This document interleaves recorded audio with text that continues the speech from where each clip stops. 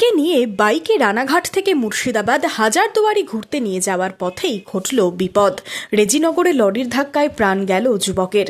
জানা গেছে, শনিবার সকালে রানাঘাট থেকে টোটন ঘোষ বাইকে করে তার স্ত্রীকে নিয়ে হাজারদুয়ারি ঘুরতে আসছিলেন। রেজিনগরের লোকনাথপুরে বাইকের সাথে লরির সংঘর্ষ হয়। ঘটনাস্থলেই প্রাণ যায় ওই যুবকের। আহত হয়েছেন তার স্ত্রী। কি হয়েছে? ওরা দুজন বাইকে করে যাচ্ছিল হাজারদুয়ারি স্বামী স্ত্রীতে। হ্যাঁ, নিজেকে লরির সাথে দেখা গেল। কোথায় হয়েছে এটা? লোকনাথপুরে। লোকনাথপুরে। দিয়ে বাইকের সঙ্গে কিসের ধাক্কা লেগেছে? বাইকের সাথে মনে হয় লরির ধাক্কা হয়েছে। তারপরে এই দুজন আগে এসেছে। মেয়েটার হাতটা ভেঙে গেছে আর স্বামী মরে গেছে। খবর পেয়ে ঘটনাস্থলে পৌঁছয় পুলিশ।